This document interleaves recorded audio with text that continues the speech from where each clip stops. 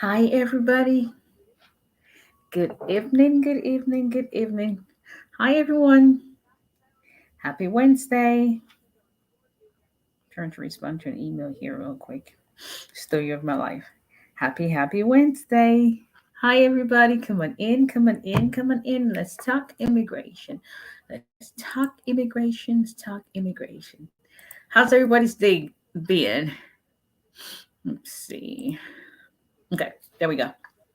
Got it working now. Hi, everyone. Hello, people. Let's talk. Come on in. Let me respond to this email real quick.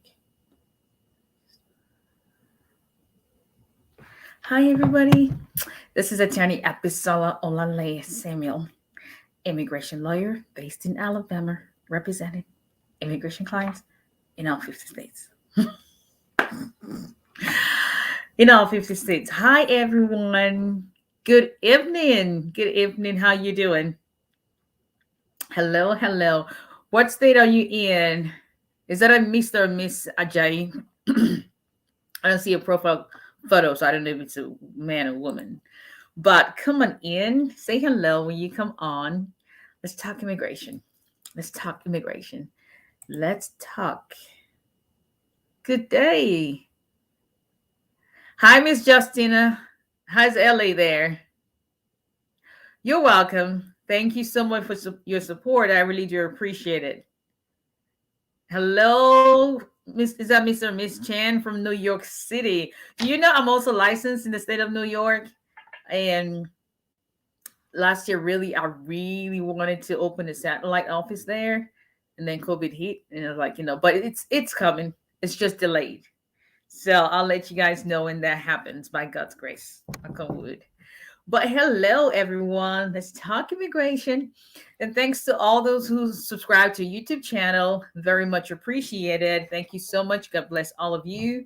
Thank you for all the support. I really do appreciate that. And I do this so you can have information and knowledge, and so a lot of people get help from that. Some who need extra help, then we set up a proper paid consultation for you so we can discuss your case specifically. So today, I want if you need to contact our office, that's the contact information on the screen, olalayalawfirm.com, 334-341-4475. And you can send an email right there, scrolling down below, aos@olaylawfirm.com. So, people, oh, by the way, it's been a great day. So, just mommy brag here. My oldest kid is going to be inducted into the National Honor Society for high school students holding an average of 90 and above in mathematics. Yeah. And then my little one, the 11-year-old, today for the third year in a row won the school spelling bee competition. The kid can spell. Like he makes fun of how I pronounce my words. Yeah. But anyway, so and then today is 6 years, exactly 6 years my dad passed away. So I know he is looking down and saying, I got you. I got your kids. You good. That's it. But anyway, if you have questions, put them in the comment section. I will do the best I can to go through that and answer your questions. But let's talk shared residency in good faith in your Vawa case. What is the difference? It is the same thing. If it's not the same thing, what do you have to show to be able to sustain those elements in your Vawa case? So, shared residency and good faith in your Vawa case. For those who don't know, Vawa is a way where you can get your own green card without the help or knowledge of your abusive spouse, child, or parent. Mainly what I do has to do with spouses. And one of the things, or two of the things that you're required to prove in the VAW case are shared residency, that you live with your abuser at some point, as well as good faith, that you entered that marriage with the intention of living together and not for immigration benefit. So that's something that comes up a lot, especially during consultations when people say, what really is the difference? What do I need to prove shared residency as opposed to good faith? So normally in a regular marriage base, I-130, I-45 that you file, you're required to prove good faith marriage. That means that your intention at the time you entered into that marriage was for real and not to secure immigration benefit. In a valid situation, you're required to meet that same burden of good faith that your intention was to live together, not just for immigration benefit. However, in a Vawa case, because now you're taking away the evidence, the living of the human evidence of you sharing your residency, aka your spouse, who normally would be required to attend the interview with you, you not have to prove that by yourself. That's the whole point of the shared residency requirement. It is different from the good faith requirement because shared residency mainly means that you live in the same place or lived in the same place that was the primary or principal residence, principal marital residence of both people. It does not require you to show that you lived there for a certain length of time. It's just that you must be able to show that you lived together for some time and you had the same address as the main address dwelling place for both of you. Shared residency is proof of joint residency, joint living arrangement without intent. Without intent basically means you don't have to show that you intended to be in a good real marriage. You just have to show that you live together. And that's why it is an additional step to the good faith requirement, like you were having a regular I-130, because you're not having your spouse come with you. You're not having to prove that element that your spouse usually would have to come in person to prove, which is a shared residence. So I hope that makes sense. How can you prove shared residency? Joint lease, mortgages, utility bills, people who know, who can attest to the fact that, oh, yes, those are my neighbors. You know, he walks out of town, but he's always home on the weekends because his job takes him all, but that's his address. That's his wife. Those are their kids. Those are his stepkids, all that. It has nothing to do with, oh, yes, and they really have a good marriage. No, it's just that they live together. However, being able to prove that you live together also doubles as your proof that you had a good faith marriage. Because if you have joint lease, you've got a joint mortgage, the names of both parties on the mortgage deed. You've got both names on bills. You've got school records, you know, medical records that has the least that apartment or that home for both of you. That already shows that, okay, that is the residence for both people. And being that that's the residence for both people, that shows that you also intended to make life together as a couple. That is where the good faith element comes into play. So if you can sustain a shared residency proof in the Vawa case, then you almost automatically can also sustain a good faith proof that is also required, just like you would have to do in the regular I-130, I-45 case. So they're not necessarily one and the same requirements because you have to prove both separately. However, being able to prove shared residency most of the time will be the same evidence you use to prove that you had a good faith marriage.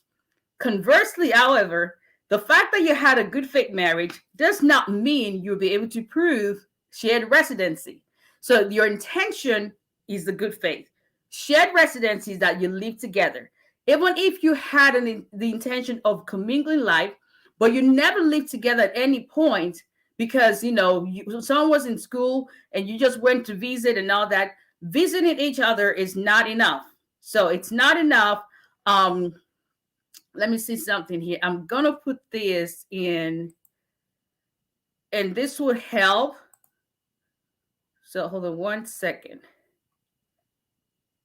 I'm gonna put this up so that, and I try to put the link as well. If I don't, I'll put the link in the comment section. Let me do that real quick.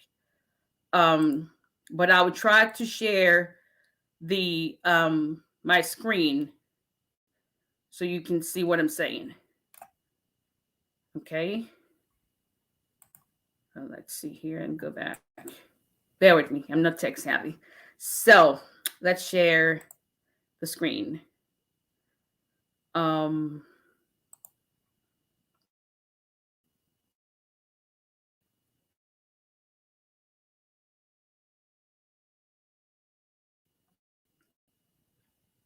let me know. I want to show you. Maybe not. Okay. I'm gonna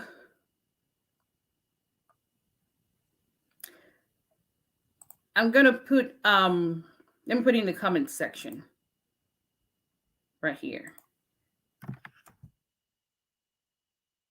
So I just put the link to this case law in the comment section, and if you should be able to see it now.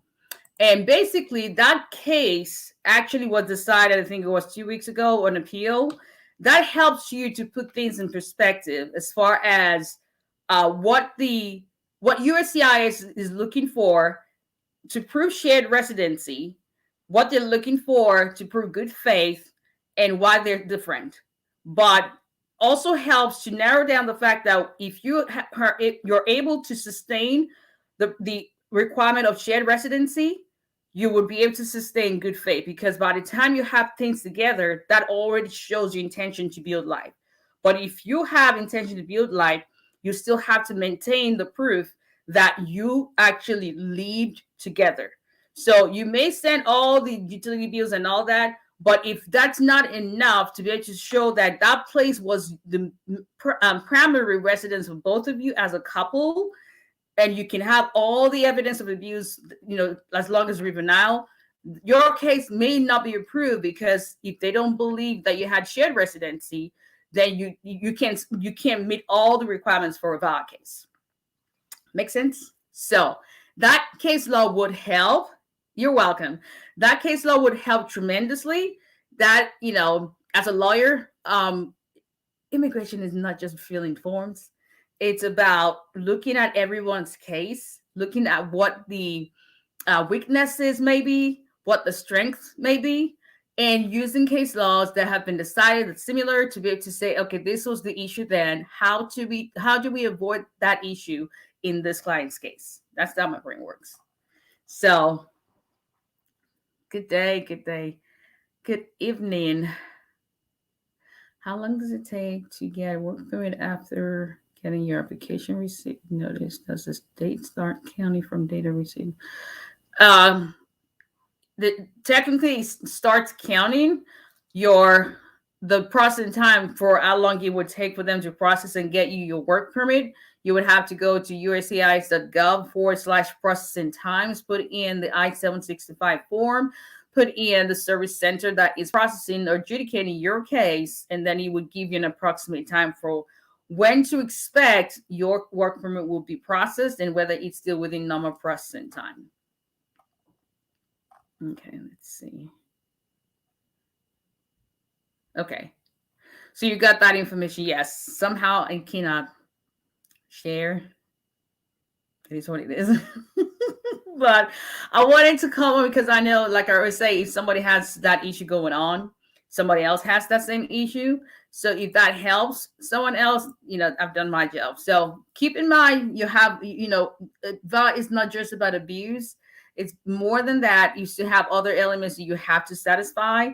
And if you do not, even though you have physical abuse and you have injuries and you've got a broken head or whatever, it doesn't take away from the fact that you have to also sustain the required credible evidence proof in the other elements as well. So if we can help with your immigration case, contact our office 334-341-4475. Visit our website at olalayelawfirm.com. Please share this video. Subscribe to the YouTube channel, Olalay Immigration. Follow us on TikTok and Instagram, Olalay Immigration. And like a Facebook page for those who have not. But on all the platforms, you will see a lot of information.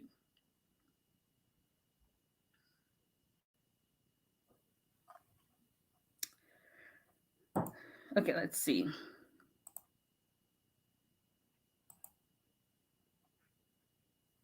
I filed for July 2019, filed renewal